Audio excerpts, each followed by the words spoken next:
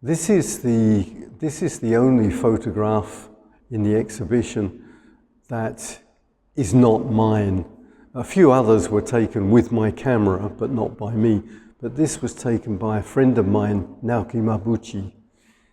And it was taken at Phnom Penh, which was a place where there was a lot of fighting. And it shows a soldier and his family huddled behind some boxes during the fighting. You can't see their faces at all, but it's the body language that makes the picture. And then I was trying to think of a way to go from Phnom Penh street scenes and people to the dancers. And this is the obvious candidate because it's got a dancer in it, and but it's not the classical dance. It's a dance hall, actually, a dance hall in a country club, dance floor, and it was heart-shaped, very romantic. But this country club had been deserted for some time because there's been a lot of fighting going on around it. And it had become a repository for a collection of weapons from America, Russia, and China, all captured from the Khmer Rouges. So that takes us to the dancers. And these photographs are all from one performance which took place in late 1974. And it was probably the last performance in Phnom Penh before the Khmer Rouges arrived early in April next year. I took 6 photographs in the dressing room. And since then I've been scolded by certain people in the connected with the classical dance, and told that I shouldn't have done this and that I shouldn't have been able to do it. So how did I get in there? I think I went in the wrong door, because this was the Suramarit Theatre, the old National Theatre, and it was burned down in the 1990s. It's completely gone now, so I couldn't go and have a look at it. But there's a model, a very nice model, which shows that at one end of the building is the main entrance, and the other end, behind the stage, there's a little door and some small windows. And that might be where I found myself, because the only available light was coming in through these windows. And this was the second picture. The first picture, I walked in and I took that picture. And then I stepped back and I took the one that shows the windows. This dancer, we couldn't find out her name for a long time because she was a folk dancer. She wasn't one of the classical ballet. But the other dancers were more famous. This one was one of the dancers in the Apsara dance, and her name was Yuvana. And this was Menkosoni, who later became Secretary of State in the Ministry of Culture. And she was dancing the Buong Swong, which is a dance for rain or peace. In this case, I guess they were dancing as a prayer for peace. Yeah, in the corner here, there's a contact strip. And the point of having the contact strip there is because it was a way of dating the film, sometimes I took a film out of the camera and put it back in again because of the scarcity of film. And I might have done it in this case because the first three on the film are from a motorcycle trip. And one of them shows my friend Joe Sedlacek. And then we've got the first picture of the dancer. And then these are all dance photos. And that was the end of the film. And I thought it was 1973, late 1973. But then Joe, who came back to Cambodia to visit, told me, no, it can't be because I didn't arrive until 1974. I said, that can't be true. You must be mistaken. It's your memory, mate. And later he sent me a photograph of his old passport, and it had a stamp entry into Cambodia, June 1974. So he was right. And that placed the performance a whole year later than I thought. Memory is a very strange thing, especially after 50 years. Yeah, and that makes it more important actually because it was probably the last performance in Phnom Penh.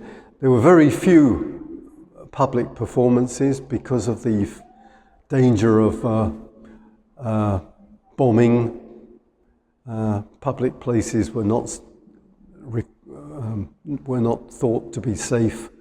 Anyway, two more pictures in the dressing room and taken with available light and no tripod and no flash and a lot of luck because they're in focus, and I caught the moment when no one moved. And then I went to see the performance, and that was actually more difficult because there was more light, but they were moving. And I had to shoot at fairly low speed. So many of these photographs are out of focus, but they show they show all the principal dancers of that time. This dancer, and in the center here, is Bophana Savai. And Bophana Savai was the dancer who took the place of Princess Bophana, who was out of the country because she was with Sihanouk in China. So this was the second in command. Bophana Savai took her place as the Apsara dancer. That's Buang Swan. That's the Buang Swan with Min Kosoni in the main role. The other dancers were nearly all identified either by Bophana Savai, by Sopelin Shapiro, one of the best dancers of the modern day, and by Pantar. We get to Pantar in a minute. This is the only photograph I've got of the folk dance. I took 3 or 4. Yeah, I took 3 or 4 photos of the folk dance, but only one came out. Why? Because they move faster. The classical dance was relatively slow, and there are lots of pauses in the movement, so I always took the photograph at the point they stopped moving. But with the folk dance, it's difficult to do that because they're moving all the time, and they're moving fast. So I was just lucky to get that. It's quite clear. This is the Moni Mekala dance. It's a battle between the giant and the goddess of the oceans. And they're fighting for this crystal ball. This dancer, Kembunak, was very famous dancer, and she was quite old at this point. She must have been about 40, quite old for a dancer, because in 1949 there was a photo taken of her when she was 14 years old. What happened to her? She died during the Khmer Rouges.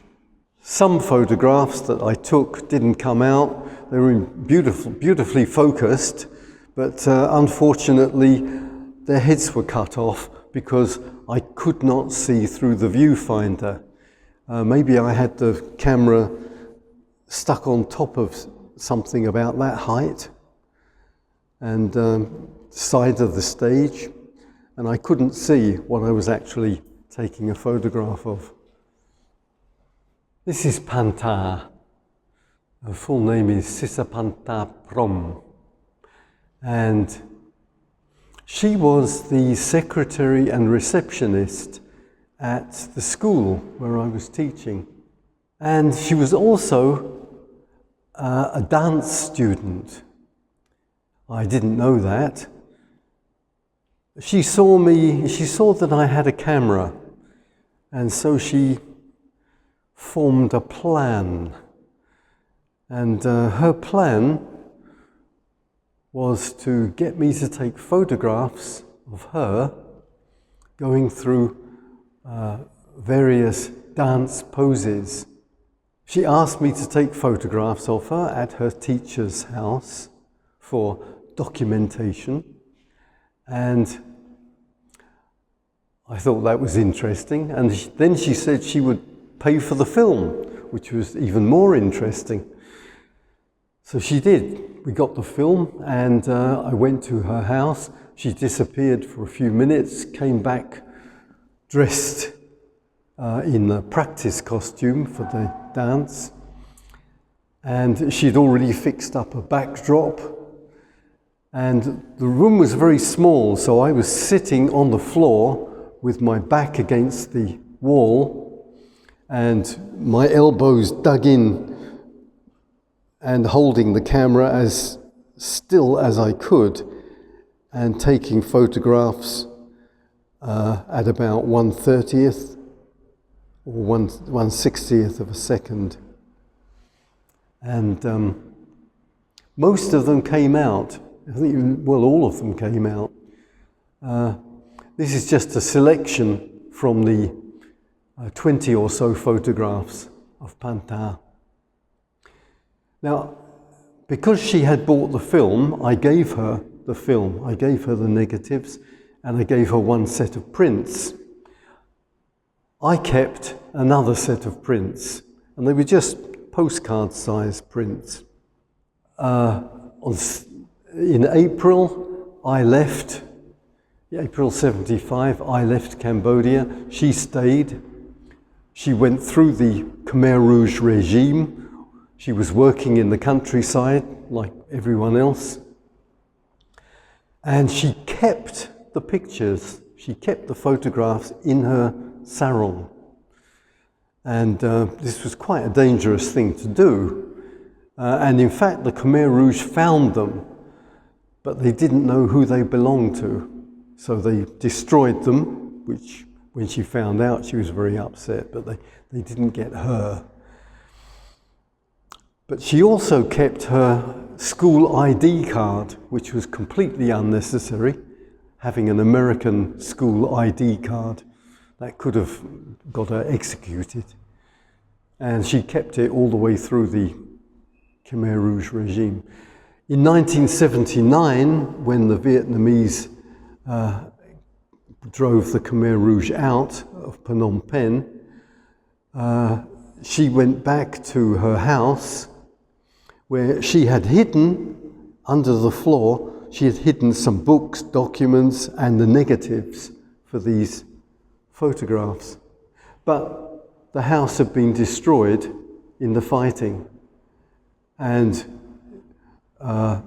everything was burned. So the prints were gone, the negatives were gone. And she wanted to use these to make a book about the classical dance. Now, she made the book. eventually in 2003 she published a book, but without these photos, of course. Anyway, when I came back to Phnom Penh in 2014, I found her. I showed the photos to other dancers, and I found out that she was a teacher at the Royal University of Phnom Penh. Not a dancer, but a teacher. And of course, I had a set of the prints. I still have my set of the prints. So we scanned the prints and made these enlargements from those. Considering the circumstances, they're not bad, especially to blow one up this big. We were able to do. And now we get to the photographs from the countryside. And down by the riverside, they were carrying, I think it's river weed, but what they were going to use it for, I don't know. For fuel or maybe for fertilizer? And no one can tell me, so we don't know. But they still do this now, I'm sure. So I used to go out on the countryside with, sometimes with Joe Sedlacek, one of the other teachers. We had 2 motorcycles.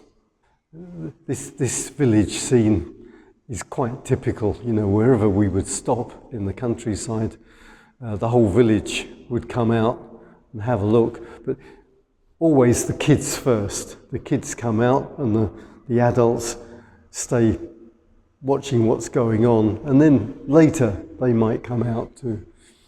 So we went out in the countryside in different directions. I got a motorcycle, I rented a motorcycle from the beginning of 1974, and every weekend, it had to be weekend because I was working in the week, every weekend I would go out on one of the roads around the city.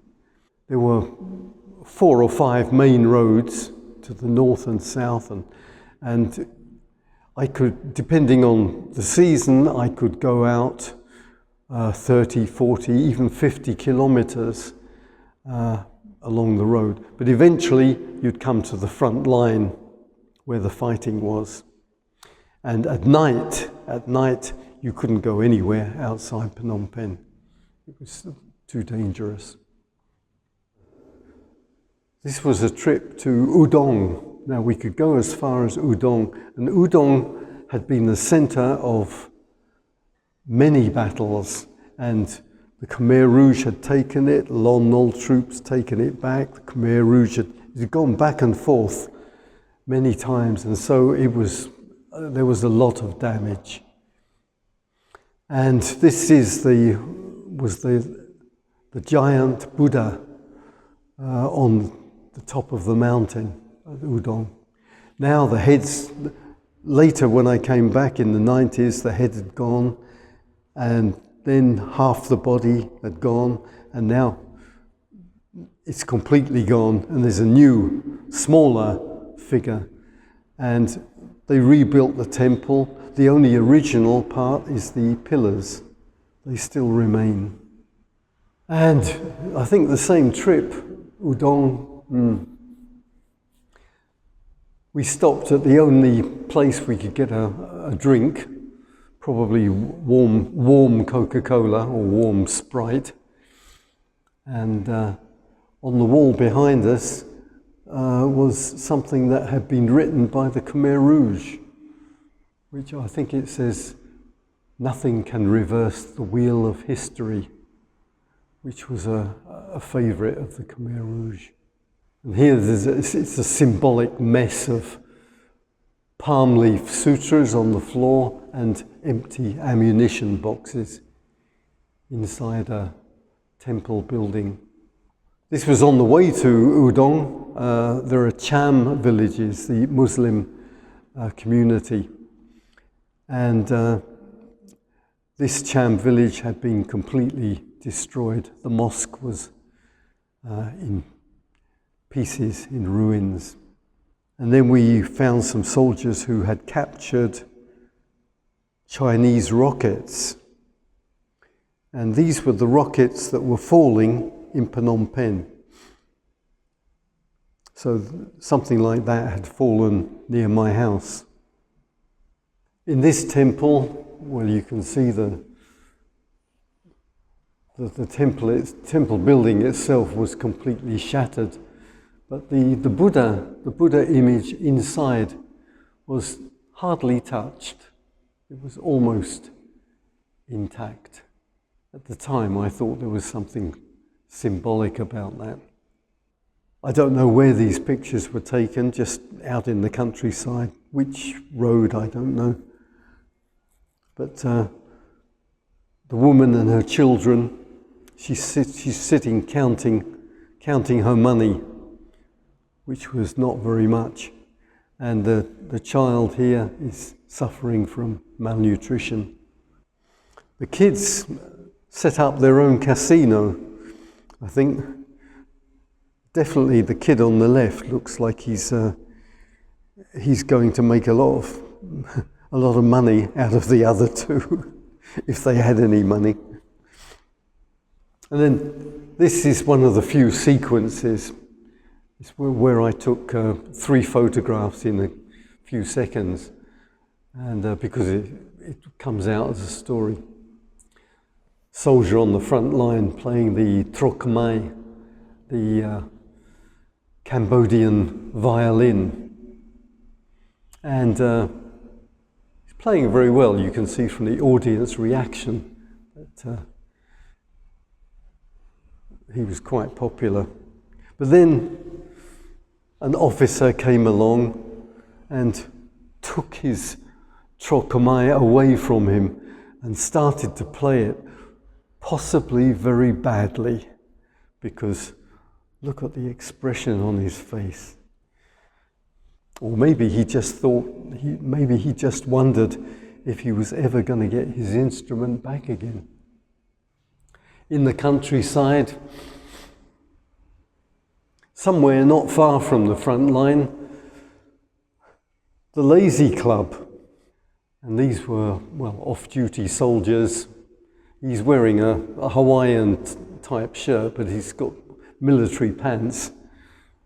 So maybe just put the shirt on for recreation purposes.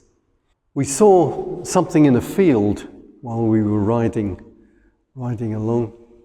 So we went to see what it was. And it was a CBU. CBU means Cluster Bomb Unit. And it was empty.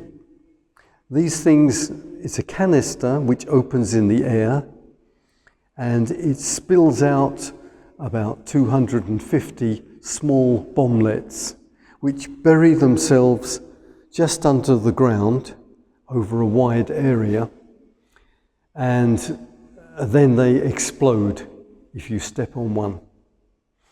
And because they're small, it probably won't kill you if you're an adult, but it'll blow your leg off.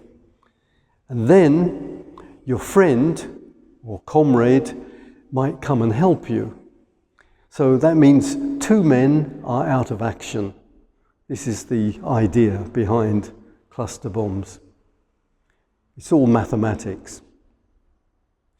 And if the cluster bomb doesn't work, you can see that it's got a guarantee. This says ranti. It's actually warranty. And it's guaranteed for 365 days. Expiry date, October 73.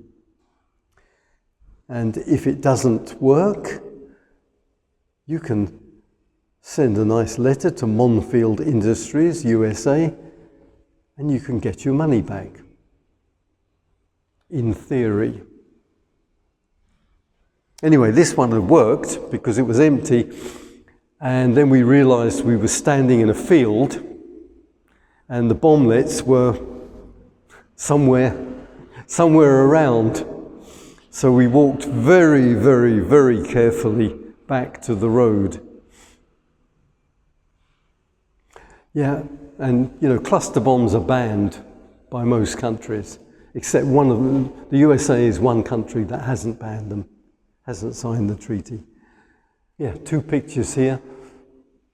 Standard equipment for the Lon Nol Army, an armoured personnel carrier, something like a small tank, a 105mm howitzer, big gun. Now, some of these were captured by the Khmer Rouges and in some cases sold to the Khmer Rouges by corrupt Lon Nol Army officers. And the Khmer Rouges then used them to fire shells back into the city, into Phnom Penh. Here we have a brick kiln in Takamau. I don't think these are there anymore. Huge kiln for making bricks. Yeah, my friends Francis and Sina, the girl in the photograph, the other photograph. Different sides of Phnom Penh. Here you can hardly see any evidence of the war, but in this photograph taken near Takamau, south of Phnom Penh, you can see the results of the American carpet bombing. From March or April, I think, to August 15th, 1973, Nixon and Kissinger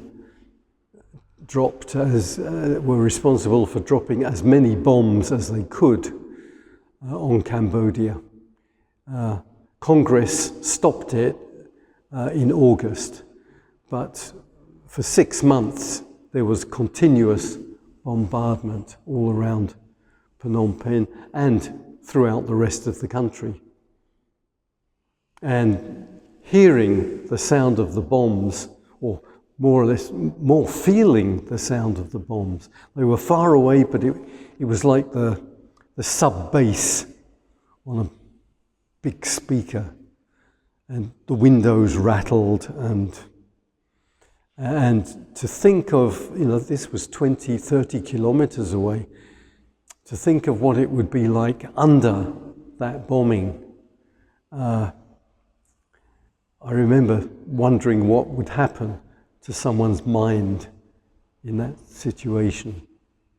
And I think what happened later with the Khmer Rouge might relate a lot to their experience of being bombed for 6 months. A soldier was shacked up here in the temple building, so that's his bedroom. The road to Battambang is one of the main roads,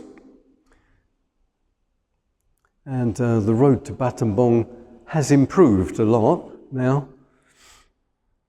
At this time, the Khmer Rouge had blown out large sections of it to stop armoured personnel carriers and trucks and buses from going towards Battambang. Even on a motorcycle, this was as far as I could go.